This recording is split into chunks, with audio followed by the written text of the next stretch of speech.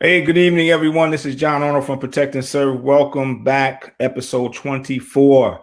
We are so happy that you chose to join in with us. We want to thank our viewers, our loyal viewers who have been coming on the show so faithfully, commenting and participating, which is something that we really enjoy. We really enjoy the dialogue. We want you to participate. We want you to comment.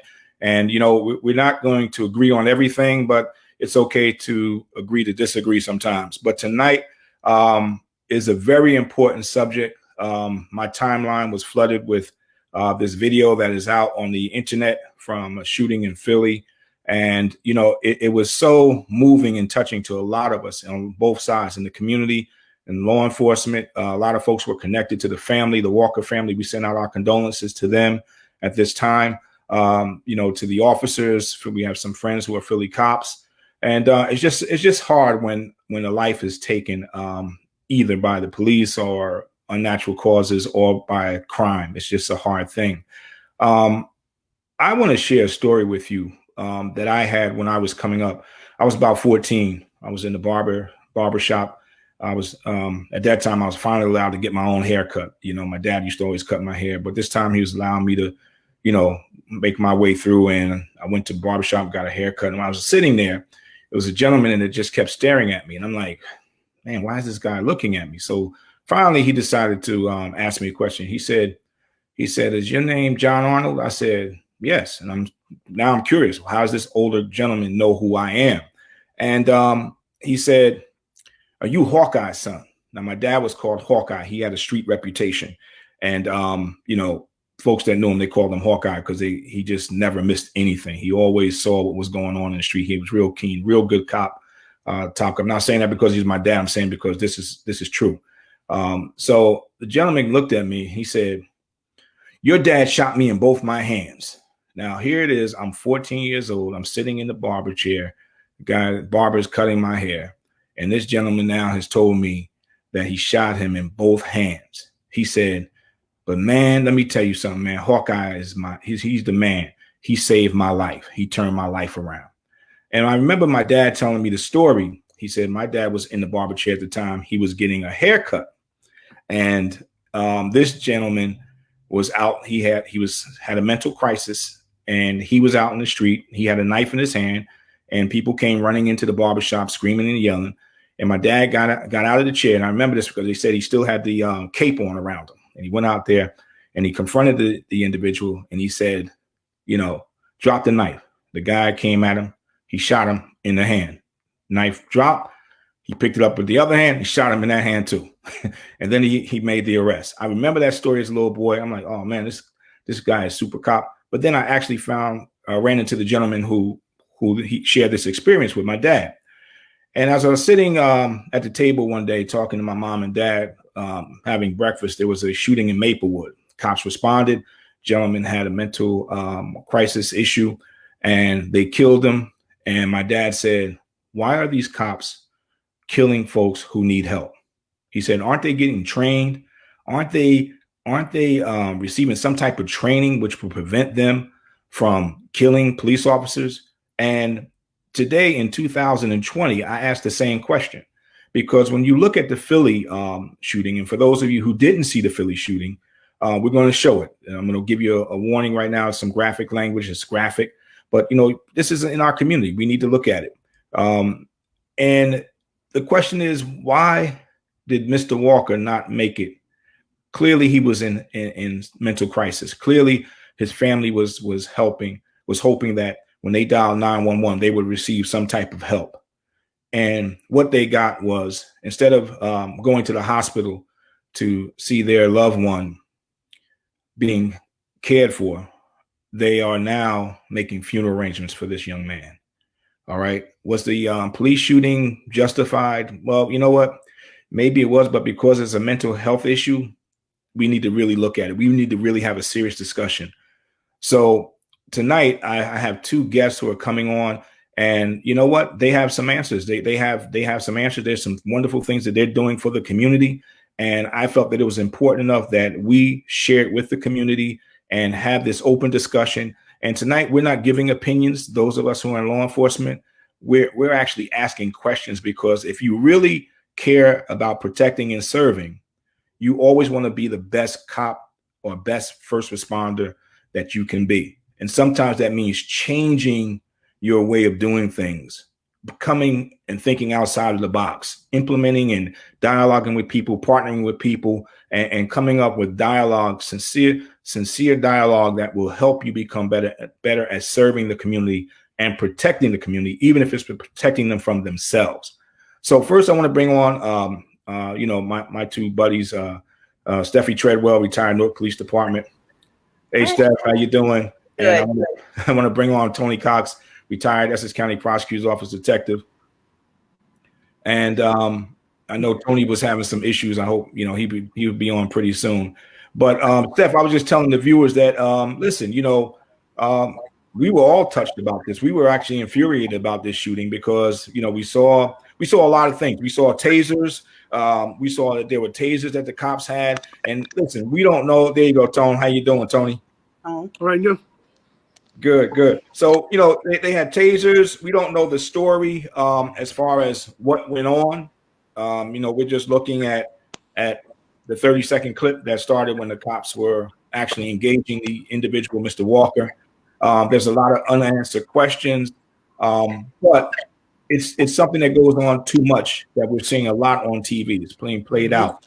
We had a couple of incidents. There were a couple of police officers who were fired for the way they treated a young man out, and I forget what city it was, who had a mental crisis, and they put a bag over his head and they had him there naked, and clearly, I mean, in our line of work, in our experience, we know when we arrive on the scene what we're dealing with. We should know.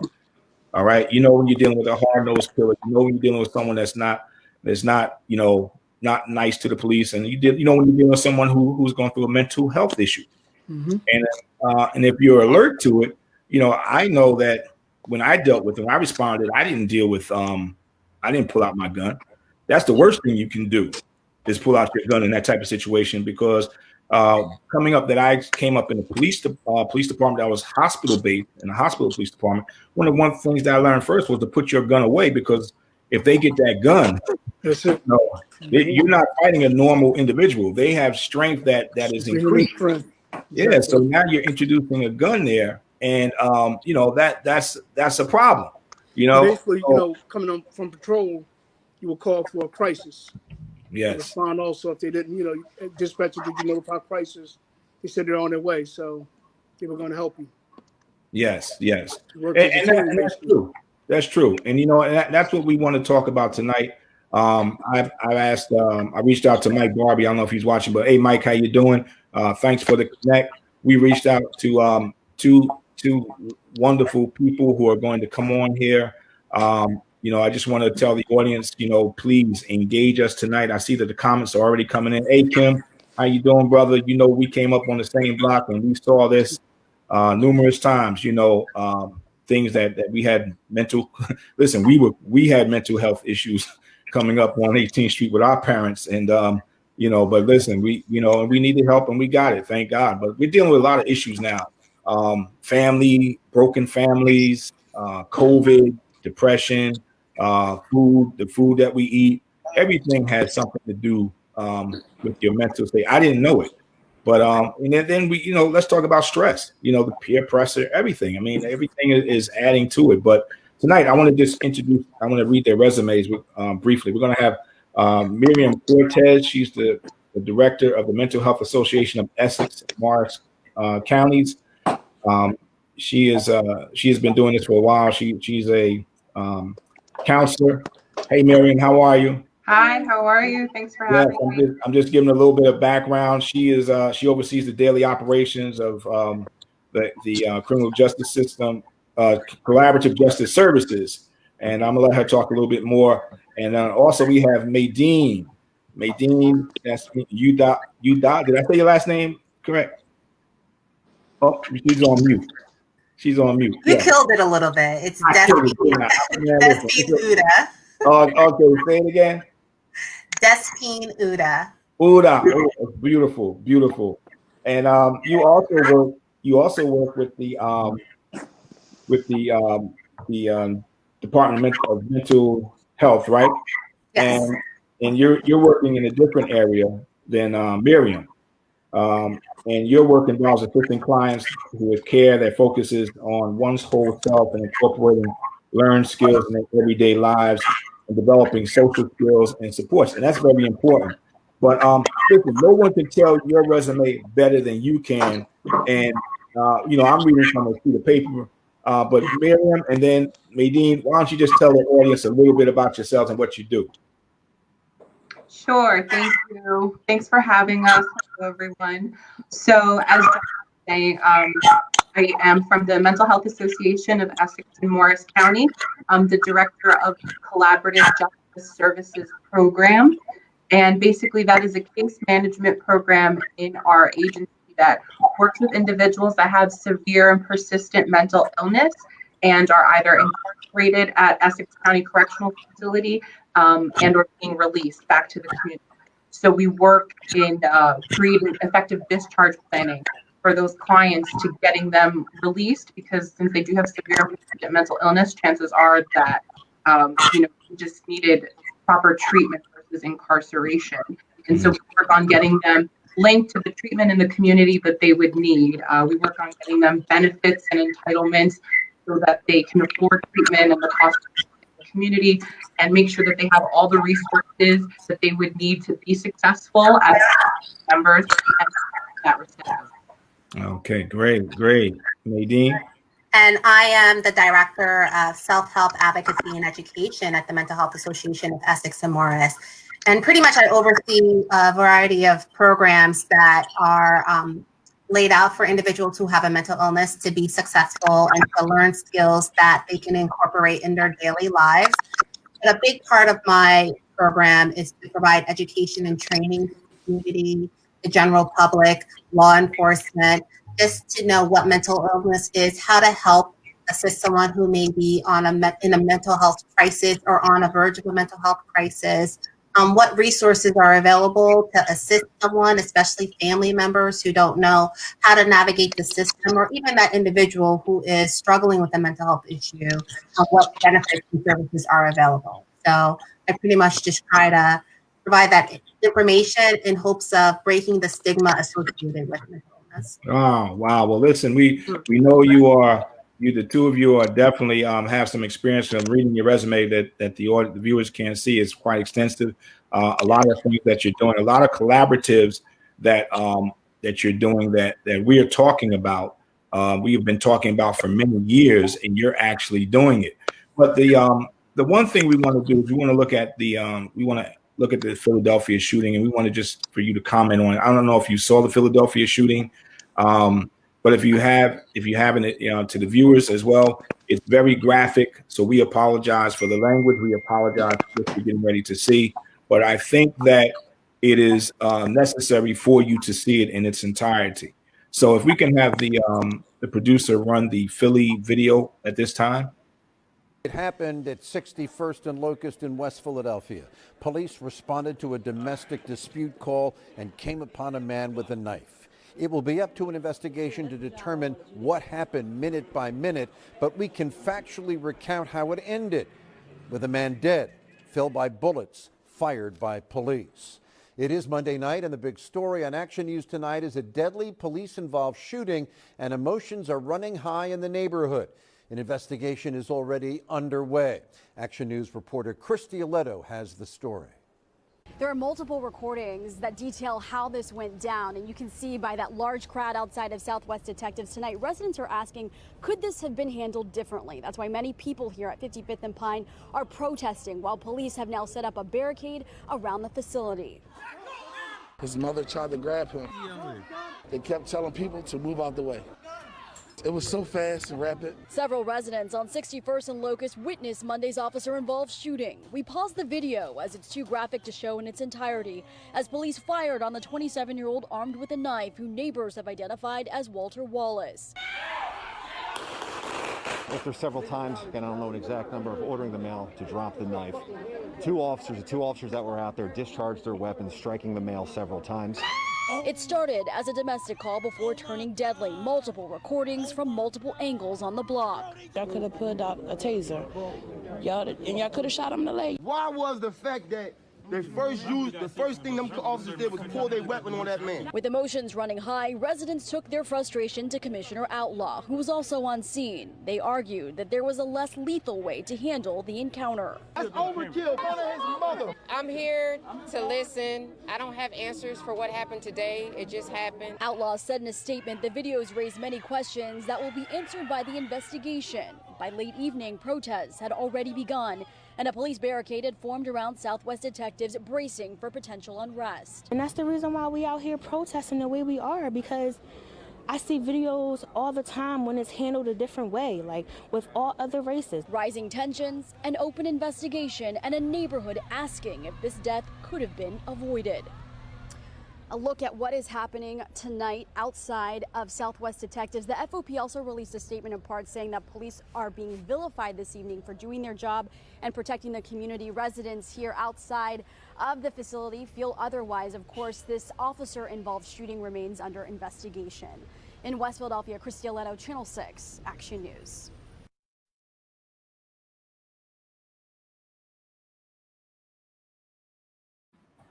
All right. Wow. I'm glad that video was the one that was played and not the more graphic one. But there was definitely a lot going on there.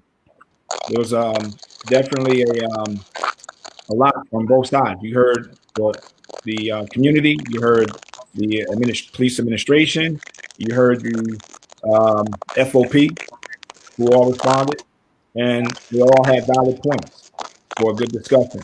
So, I just like to ask our guests, what is your take on it? What do you think about it? Everyone else, there's some background music. Everyone else should mute out at this time so they can just talk. It's hard to watch. It's really hard to watch. But as you said, John, it's necessary. It's important. I mean, you hear the headlines, you read the headlines, and it's upsetting that it's a trend. It's unfortunate. But I think the conversation like we're having tonight is a step into targeting and support solutions for these situations.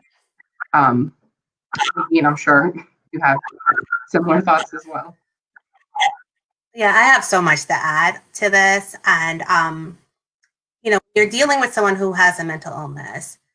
They're in a mental health crisis. To them, their reality is very distorted. It's not what we see. And therefore, when you are approaching them, it needs to be handled a little differently. Using someone who's close to him to get to him to, try to listen or meet him where he's at. What other things could have been done instead of shooting him to death? Like you said, there was tasers, use rubber bullets, anything. And I think what's so upsetting is that I saw the video prior. After they shoot him, I think 14 times, EMS comes in to try to save his life. So it's contradictory to the message that we're trying to send. So much could have been done. And I think that's where education comes into play. I don't know what kind of training and education the police department gets on mental illness, but there's so many opportunities and different curriculums that could be incorporated in training so that you're able to assist someone who may be going through a mental health crisis or on the verge of a mental health crisis. Yes, and I agree. There always can be more. There's always room for more training. Most definitely. With police department, that's one of the things that we're advocating. This show advocates for. This is a total reform. We listen to the community, and we believe the community is right on this one. There needs to be some total reform, some more training that goes on. But from a police standpoint, and my counterparts can come in. One of the things that I can tell you right now is that police officers, when they come to a scene, they're trained when they're met with a threat to meet that threat with whatever level of force, with a upper level of force that what they're facing. So if they come to the scene with a knife, they're, based on case studies and situations like that, there's been case studies where individuals with knives have been more deadly than a person with a gun in a police encounter. So police are going to be, as long as they're justified in using deadly force, they're going to use deadly force. I don't think that the young man's mother thought that her baby would be killed when he called 911 and had the police respond. I think that she was trying to work with the police, and what the video showed us, that she was trying to work with them and trying to show them that, listen, move out the way.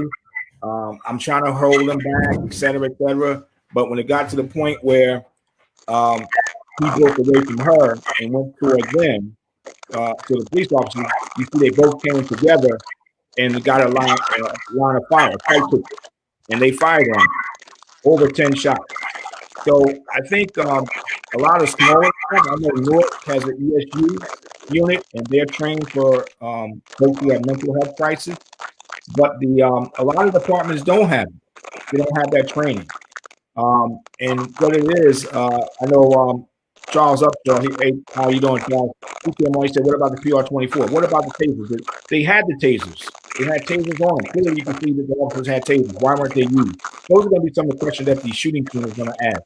Why wasn't the tasers used? Were you able to retreat to a position until you can call for help and more backup so you didn't have to use your gun? Those are the questions that are being should be answered right now. So the thing is, a lot of departments don't have it, but I understand that you're working with West Orange PD. Okay, so can you tell us a little bit about that? Yeah, so in light of the social climate this year and everything that's been going on, West Orange Police Department reached out to our agency. This is one of an Essex, actually, in West Orange. Our neighbors are based right across the street from us. So over the years, we've felt I'm in a working relationship. So they reached out to us, and in an effort to be proactive, they said, hey, we feel that this is the time and this is a good opportunity for us to work together and collaborate to create something that could create a positive impact on the community. And so somewhere around June of this year, we started developing the narrative for this initiative that we've worked on, and it went live.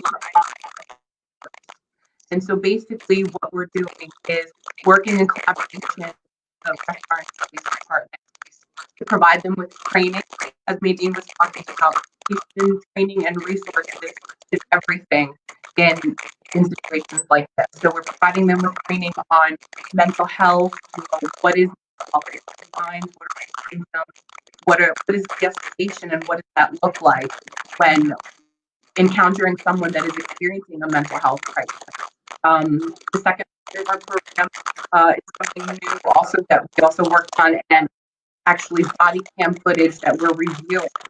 The patient is providing us with video from the body cam from mental health response calls they have responded to, and Nadine and I are able to go down there and watch that and offer our feedback and our recommendations, both in things that we've done extremely well, and we have seen a lot of work that West Orange Police has in the community and with their response and interactions and calls, and also making things that have been done a little bit better, so for purposes, they can make those things and then the third part of our program is very exciting because it's an on-site response. So we have one of our colleagues, Christine, a licensed mental health professional in our agency as well, and she actually goes out on the police on some of these mental health calls. And so at least once a week, Christine will call from the police station and give them a mental health related call, and she will go out and with them. So they have a mental health professional there on site, live, able to provide that tangible assistance there to the individual crisis and to the police. So that's what we've been working on. We're very excited about it. Program is I just want to add on that too. We're able to do follow-up. So whenever Christine is in contact with a family or an individual who is struggling with mental health crisis, she's able to follow up with the family, bring them resources, as well as that individual and can continue that process if they need more assistance in the community to prevent the rehospitalization, prevent the ongoing crisis, making sure that they're the right resources to keep track and stable in the community.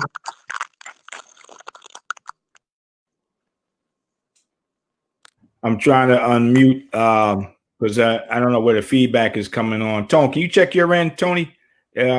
See, I think he's still having issues with his Wi-Fi. But you know that's great to know because a lot of like I said, Newark. I was reading which departments have that type of training, and Newark has it, but the branch, the area that has it is a specialized unit that responds to different type of emergency situations. SWAT, they like a SWAT unit. So they respond. West Orange is, as you said, the key word, proactive. Law enforcement is reactive. That's one of my pet peeves with law enforcement.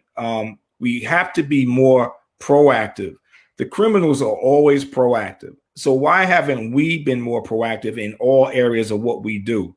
Because we've been called to assist and help the community. And in our community is very diverse.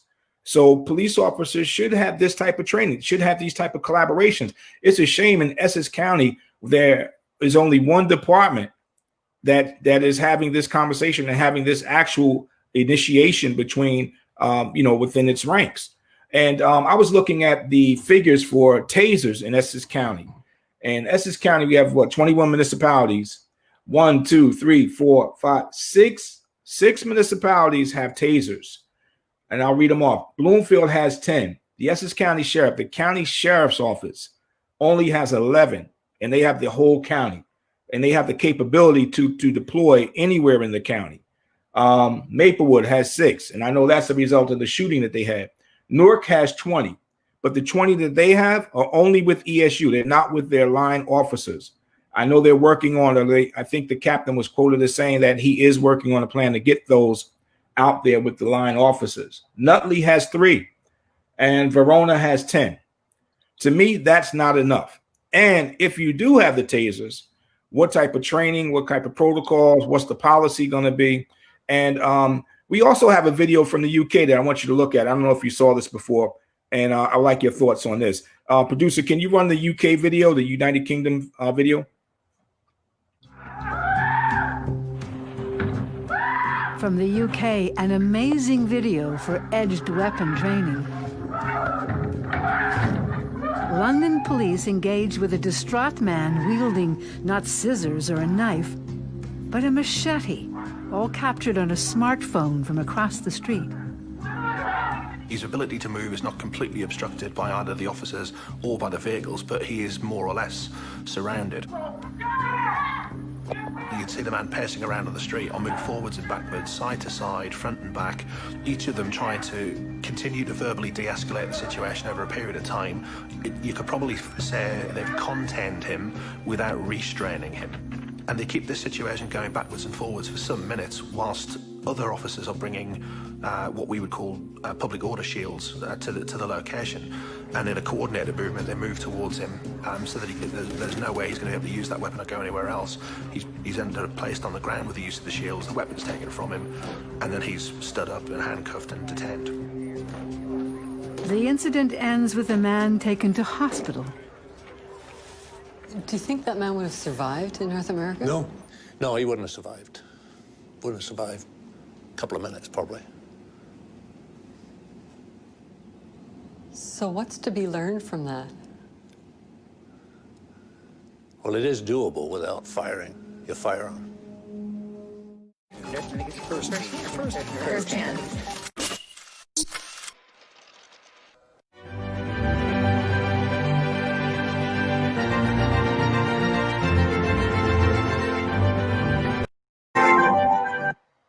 All right.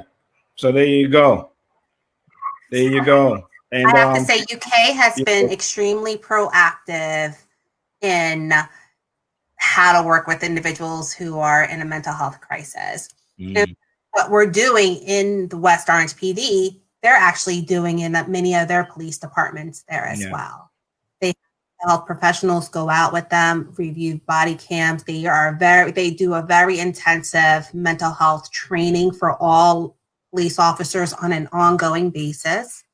I'm not surprised. They're really great at what they're doing. See, and I've traveled to the UK and Germany often, and policing over there is completely different. Like you said, they spend a little bit more time in their academies. They're not so quick to use guns. A lot of their units are just now getting guns.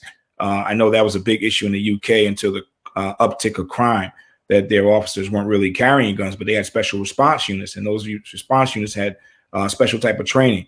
But Miriam, I want to go back to you for a second because there was a lot of garbling. I don't think it was on your end, but if you could just go a little bit more into detail again, just to let our viewers know what you're doing with us, West Orange. I'm sorry, but I think it's important that they hear this because a lot of the viewers are from Jersey and, they're concerned. So if you could just tell us again. Sure, absolutely. So what I had mentioned before was that we started working on this new initiative, for developing it in June of this year as a result of the social climate and everything that's been going on this year in regards to police practices. And it went live on September 1st. And it's a 3-part component program basically that we developed when we wrote the narrative for it. And as Nadine was saying earlier, talking about education, training, and resources, that's kind of the first component of it and what we focused on first, providing the law enforcement officers and the staff with the ability to receive training and education on mental health. So training them and educating them on what is mental health, starting at the basics. What does that look like? What are some of the different mental health symptoms that you may encounter when you're with somebody in the community that is experiencing a crisis? How do you interact with this person to de-escalate and calm them down and to not escalate the situation further, and providing them with the resources that they would need in order to go forward and do their job and help the community. The second part of the program is a body cam analysis and body cam review that we do. Nadine and I go to the station and we review footage from the body cams from the mental health response calls that some of these officers from West Orange go to. And so we're able to provide feedback, a lot of positive feedback. We've been seeing a lot of the great work that West Orange PD has been doing. So encouraging and reaffirming all those wonderful things that they're doing when responding to these community members and these incidents. And then in certain situations when we see or feel that something could have been done a little bit differently or a little bit better, then we offer our recommendation on that as well. And then the third part of the program is very exciting too. It's an on-call respond that we do. We have our colleague Christine that works for the Mental Health Association of Essex and Morris. She's a licensed mental health professional, and at least once a week, Christine will get a call from West Orange PD on a mental health response call that they're receiving, and Christine will go out into the community and co-respond with them. So the officers and the individual in crisis have the opportunity to have a licensed mental health professional there live, providing the support, providing de-escalation if necessary, providing the support and the resources that maybe the officers may not have known, and offering that support live. And I think there's really nothing like that, like having that presence there as the situation is going down and happening. And Nadine, I know you brought up a great point before about the follow-up that we can offer. You want to talk about that a little bit? The beauty of having someone go out is that they're able to follow up. We are able to follow up with that individual who was in crisis as well as their family members, giving them resources, making sure that they're connected to the right channels and helping them navigate the system to get educated and help for their loved one. Right. Wow. So, so that's important because, the response, I'm really thinking about how does that response work when you're a police officer and you're Christine, I believe, when they come upon someone who is violent, how does that work out? Or how do you handle that situation if you're introduced into that situation?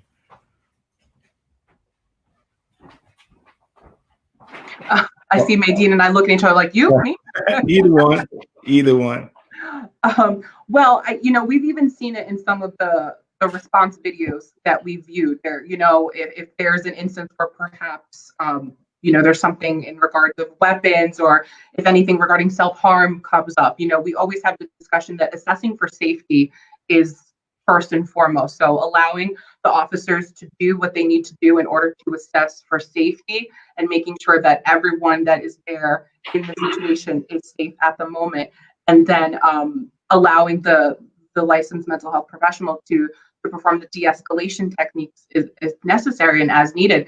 In the UK video, I had not seen that before. That was my first time watching it, and all I kept thinking was, wow, look at them giving the individual space. They're not crowding him.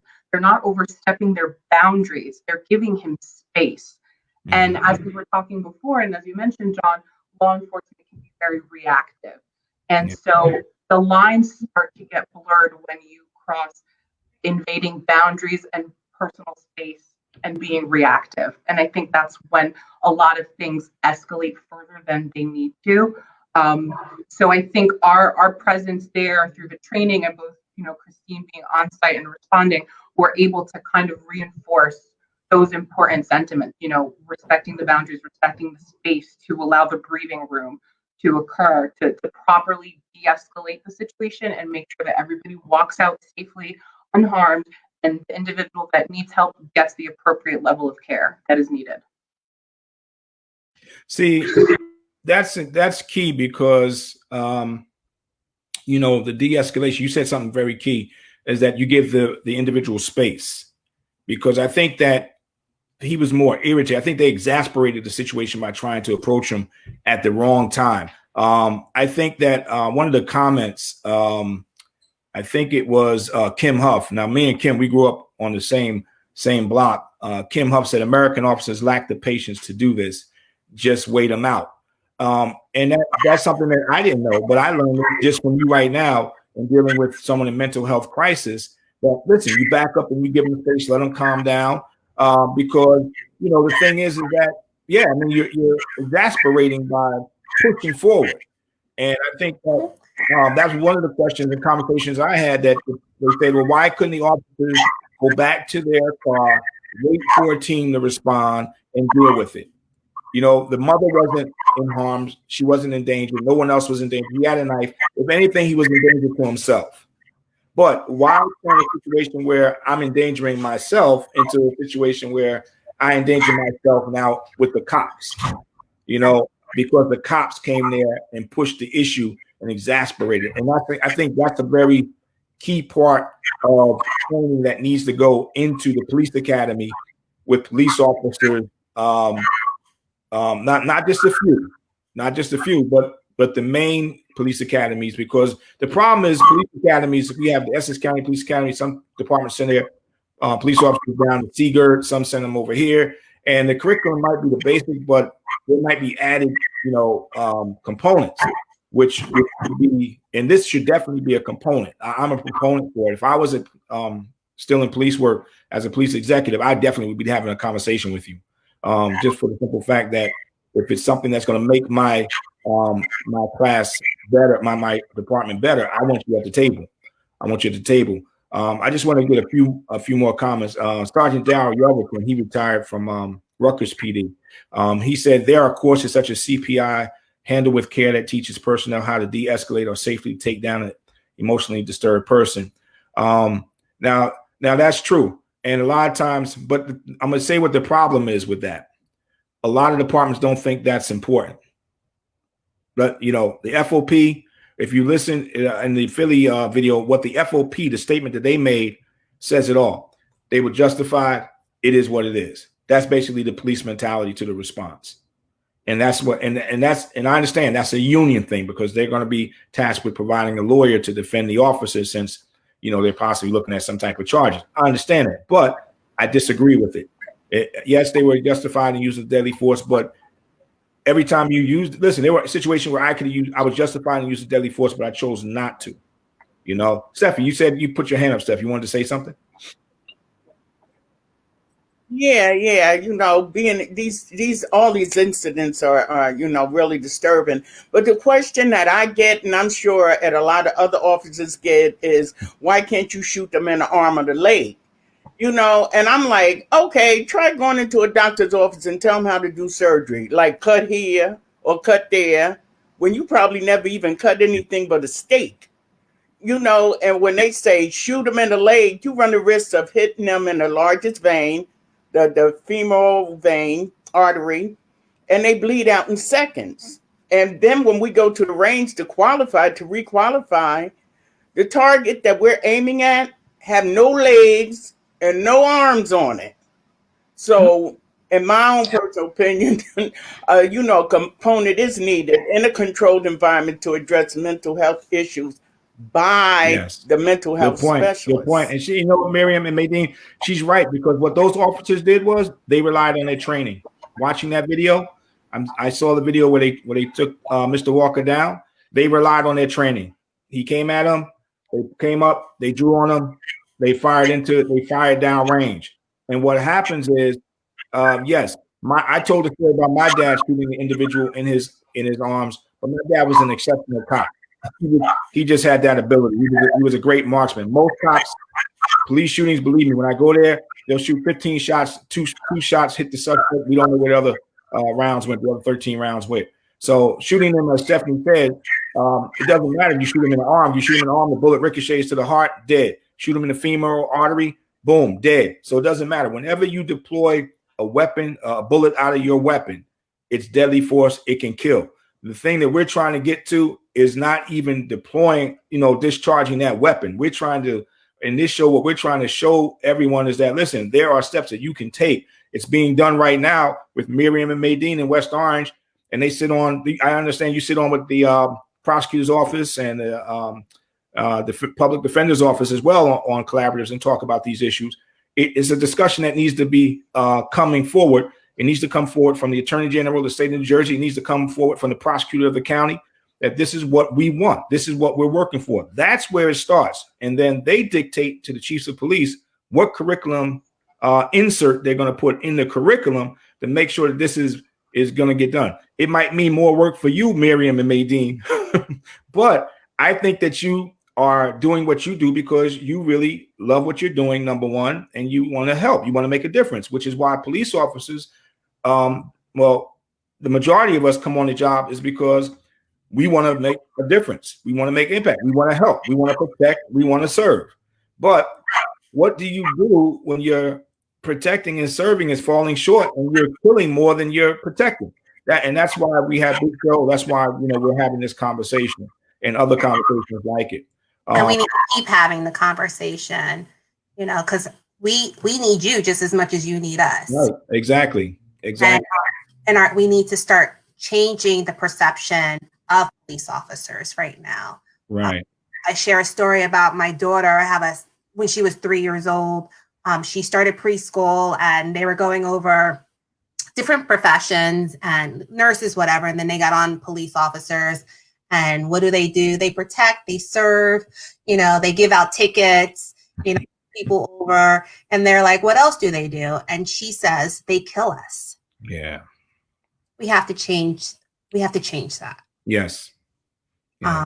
Our kids, I'm teaching her and my other children, you know, go to police if you're, you know, in danger, if you need help, if someone's sick. You know, it took a year to change that perception. And introducing her to various police officers across our walk, just to talk to her and, you know, make her know that they are good people. Yeah. We need to do that as a community and just change the way things are done and how things are seen.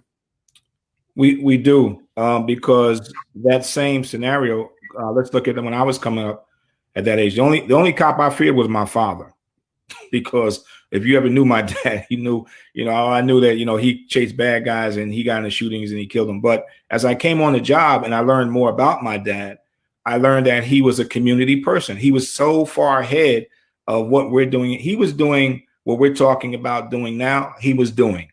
He did it in the South Ward. He helped people. He had an awesome network of people. They knew that if you drew a weapon on him or you try to assault him or whatever, that was maybe you're going to have a real problem.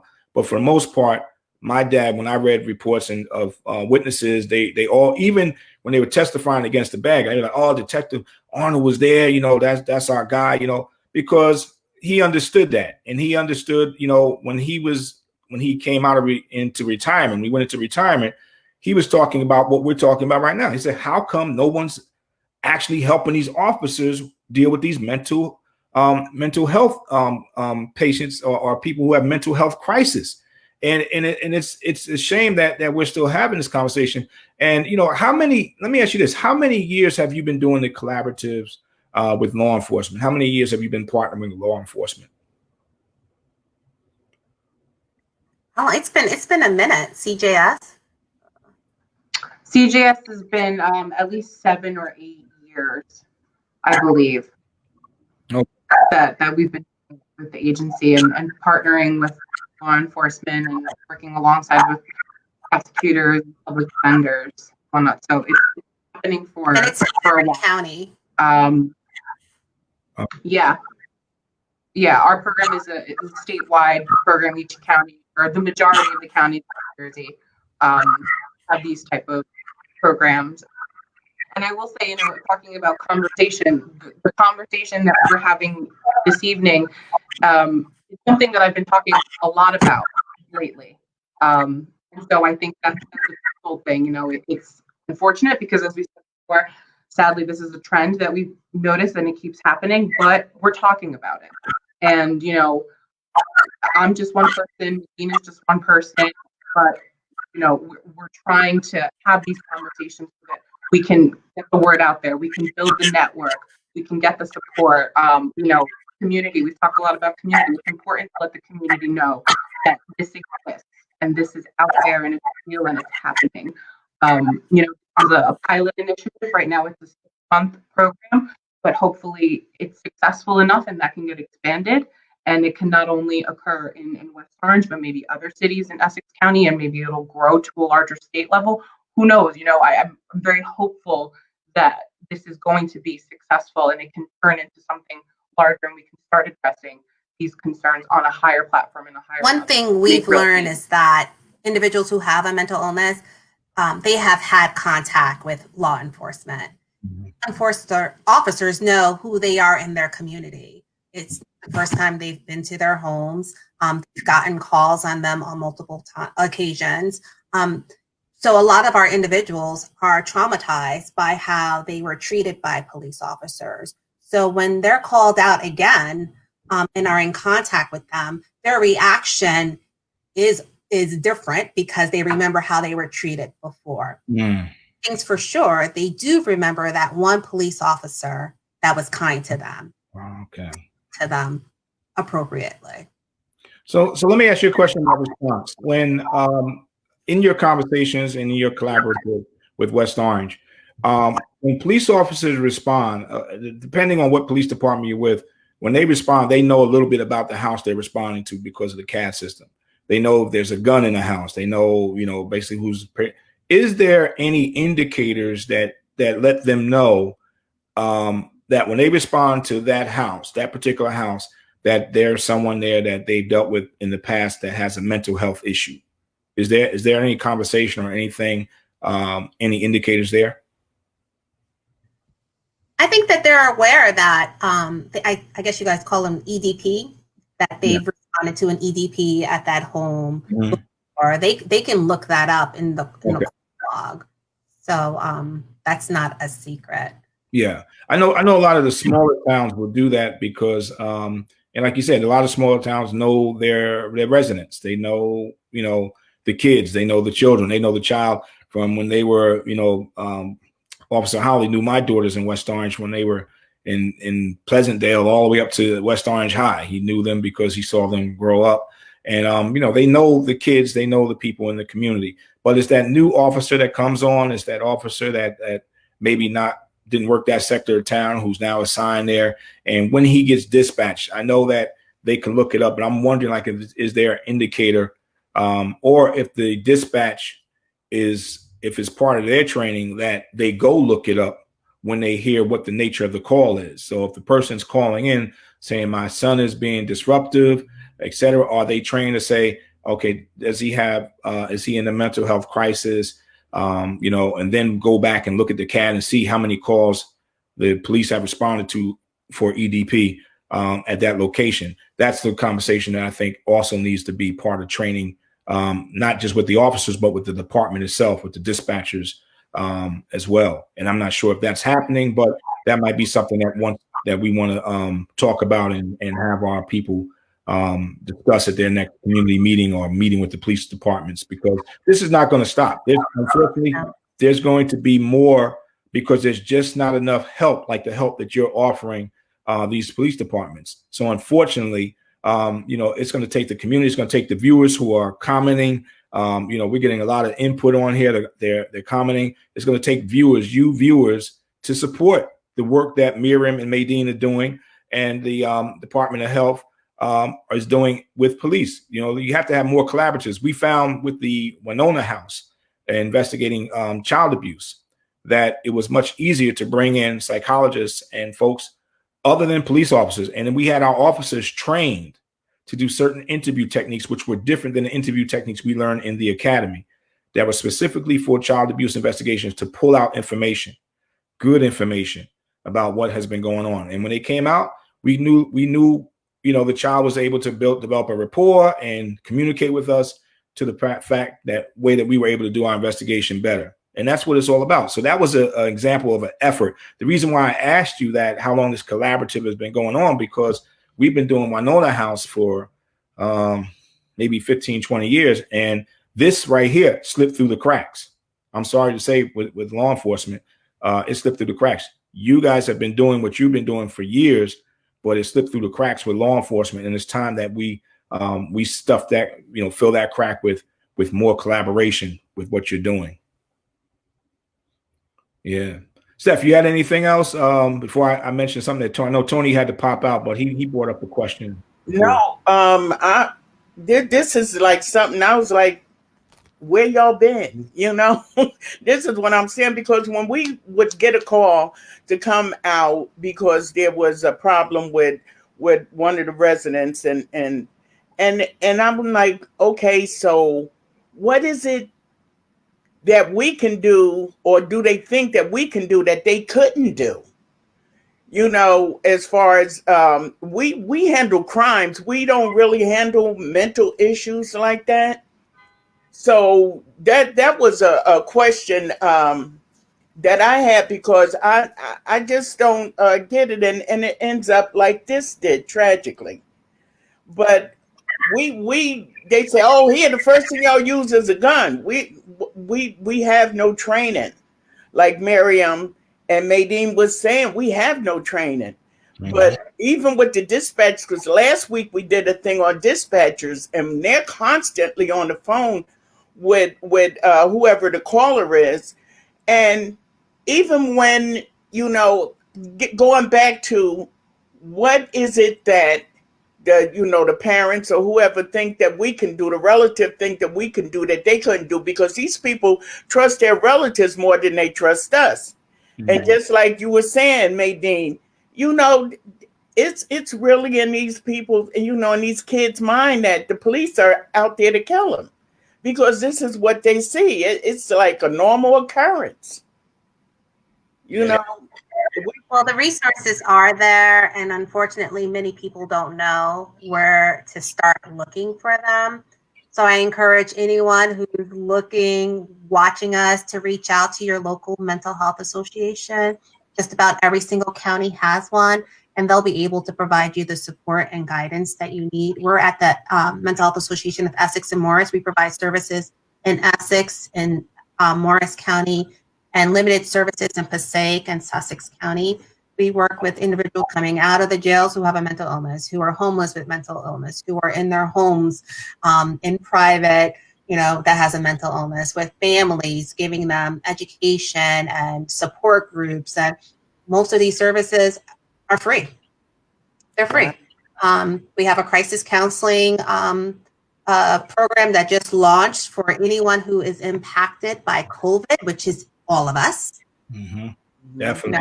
Don't take, you have to consider like the mom who's homeschooling their children, the senior who's home, isolated from their families because of health concern, that individual who lost their job, lost their home. It's for school age children all the way up.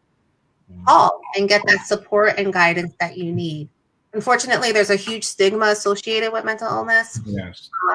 You know, people are scared to get treatment because they're going to be seen as being weak or crazy or labeled.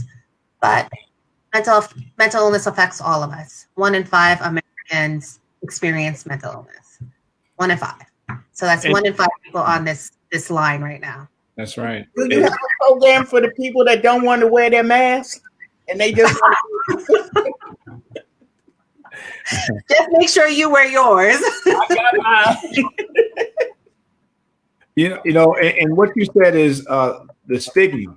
The stigma is important because Tony said that backstage. He was saying how he works with the school kids, and there's one individual. He told me about this individual a long time ago. We were trying to get him enrolled into some martial arts programs to try to work with him because that's what he liked to do. So I said, well, listen, bring him over to the school and I'll teach him for free. You know, just let his parents know. But when he talked to the mother, she was like almost in denial that her son was dealing with mental health issues. And I mean, yeah, you're right. It is a stigma, especially in our community. You know, no one wants to be labeled as having a mental health issue, but the reality is we do have mental health issues. My question is, we're even dealing with police officers and first responders, can they go into mental health crisis? Have you experienced that or dealing with that in your collaboratives? Think about how many police officers that die by suicide. Yes. I work mostly in Morris County. There's been an uptake within the last few months of police officers who die by suicide. Right. Stress, the pressure, how they're being seen in society right now, the stigma for them. Yes. With that, you know, of course we see it on a regular. Yeah, and that I was sharing with Miriam yesterday when I went through UASI training. One of the things that I was going through a trainer, so of course they stretched us to the limit. And you know, I didn't realize that I had so many things built up inside of me that would have made me go into mental health crisis, you know, at any time too, had I not had a way to deal with it. You know, and I think that a conversation we had with the New Jersey Senate was that dealing with the operational stress management part of the job. That's another. I mean, the Attorney General mandated it, but we said it was like a 2-day course where the officers go sit in the class, check the box. But the stigma of even going through that when you have a problem. You're exactly right. When I became the deputy police director in Newark, one of the things that I had to deal with was an officer who killed himself because of the issues that he was facing and going through on the job. And he took his own life. And a lot of the things in this course, it actually took me back to some of my cases that made me cry in front of folks that, you know, listen, I didn't even know them, but I was crying, but that was my outlet. And I just think about the stigma that a lot of the officers, I don't see a lot of police officers in these groups and receiving this type of training. And it concerns me because when we don't have them, one, identifying and acknowledging that they have mental health issues, that we're sending them out into the community to do a job with a gun on their hip. And the first opportunity that they get to take out that aggression, and they snap. And I've talked to several officers who are, you know, dealing with issues now, dealing with PTSD. And, you know, and it concerns me because as a citizen, I'm a citizen now. I don't wear a blue uniform. I'm like everyone else. I have no arrest powers. I mean, I have retired police officer powers, but for the most part, they can do the same thing to me. They can roll up on me and I could be a Mr. Walker. I can be anybody. I could be, you know, George Floyd. I could be anyone just as you can. And a lot of times the officers are dealing with mental health issues or in a crisis and they walk around, they conceal it, they hide it and don't want to get the help because it's a stigma. Because the first thing they're going to do, you tell someone on your job that you're dealing with mental health, they're going to send you out 2/3. They're gonna wreck your career is over. They're gonna send you for a psych eval. You fail that, you're done. So that's a lot of times why officers tend not to admit it. And and it's a shame that they feel that way. And I can see how this is going to ruffle feathers, trying to push it. I'm so glad West Orange opened the door to you. You gotta excuse my wife. That's my little dog. She's trying to tell me she's hungry. But I'm so glad that West Orange has opened the door and is being so proactive. And for those viewers who are here, listen, get on the phones when you have to go to these meetings. You have to talk to your mayors, to your council people, and tell them, listen, it's being done in West Orange. Why not in my town? I mean, it's West Orange is a few doors over. They're still connected to a lot of the major cities, Montclair, East Orange, Orange. It should be done. These conversations should be done. These collaboratives should be done. Like I said, it's going to be more work for you, but I think it's good work. It's good work, and it's going to show results. And it needs to go not only there, but it needs to go all the way up into the state attorney general while we have his ear. Very important. Very important. I like what you have at the bottom of your letterhead. It says mental illness is real and recovery is possible.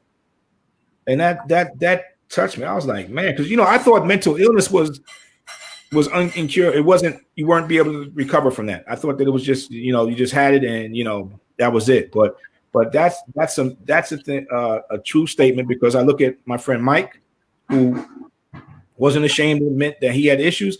And listen, Mike is the man. Mike is making movies, got a business. He has a business. Everything he touched went to, became gold. I mean, everything, man. And I'm just so thankful for the friendship. And I'm really thankful for him connecting me with the two of you, because I think our viewers really needed to hear what you're doing. So I applaud you. I applaud you on tonight, and thank you for coming on our show. Thank you so much for having us. Really appreciate it. Thank you. Yeah, listen, you are so very welcome. And as we come to a close, I want to give you space to say some final words before we close out the show. Well, I really appreciate the opportunity that you've given us to come here and have this really important conversation with you, and the opportunity to talk about the work that we're doing with this initiative and to connect with community members. And I think that's the real important thing, not underestimating the power of community, and that it starts at that level. And, it's a powerful resource. And I think if we all work together as community members, we will absolutely see the change that we want, that we need to move forward. Hey, Marion, that's right. That's right. That is so good. Nadine? So I would just like to add that mental illness does not discriminate. It knows no age, no profession, no ethnicity. It could care less if you're rich or poor, housed or homeless. But mental illness is treatable. Recovery is possible. With the proper care and treatment, one can go on to live a successful and productive life. So don't be scared. Don't be scared. Treatment is available. Great. And Steph, what do you have to say? I mean, I've learned a lot tonight. I did too, and I almost get ready to dig in my pocket to throw y'all a few coins up in there. That was a lot of information. Yeah, that's right. Give them an offering, right? Because pass the basket. Yeah. Now that is awesome, because between Steph and Tony, you're looking at over 100 years of law enforcement experience. And we're telling you and telling the audience that, listen, we've learned a lot. We learned a lot from you, from what you're doing, and we encourage it, and I applaud it. And I am going to, in all the circles that I sit on and all the organizations that I sit with, I'm going to let them know that what's being done, because since they're talking about this right here, they need to know that this is going on in West Orange. And why isn't this being talked about at your community meetings? Why isn't it being talked about in your meetings with the public safety director or police director, whoever, the chief or whatever of your town? This needs to happen. Charles Upshaw, he's a retired Newark police officer. He said, I live in West Orange, and this is a great community and a great place to raise a family. Yes, you are absolutely right, Charles. And listen, you see these two ladies here, they are on the ball up in West Orange. That's what they're contributing to West Orange being such a great place. And, it's really important that this conversation continues. So I'm going to be reaching out to you and hopefully exposing you to some more people and organizations that would really like to hear what you have to say. But I thank you tonight from the bottom of my heart. This shooting incident in Philadelphia really grieved my soul, to see that and know what the mother, as a pastor, to see a mother bury her son or her child is one of the saddest things ever, because it's not natural for us to kill each other. It's not natural for us to die, but it especially isn't natural for a parent to bury their child. It is so unnatural, and it just breaks my heart. And this young man, I know that his life could have been saved. It didn't have to be wasted. So I really thank you. I feel much better. I think a lot of other folks who will watch this will feel better as well. And again, I thank you again for coming on the show tonight. Thank you. Thank you. Thank you so much. Thank you. So listen, to our viewers, yes, we are ending the show. We thank you. Stephanie's reminding everyone to vote. Yes. And politics are local. This right here is part of your local politics. So make sure you vote. November 3rd is right around the corner. Listen, come back next Wednesday to the show. We would love to have you, where we will have another discussion on another subject. But I really want to thank Miriam and Maydeen for coming on. And if you want to reach out to you, I'm sorry, I forgot this. If they want to reach out to you, can you just let them know where they can reach out to you at? Sure. You can call the Mental Health Association of Essex and Morris at 973-509-9777. 973-509-9777. Great. Thank you so much. You're very welcome. And take advantage of that information and reach out if you need them. Okay. Thank you again for calling. Thanks for coming on and watching Protect and Serve with us. I'm John Arnold. Have a good night. Talk to you again. Bye-bye. Good night. Good night.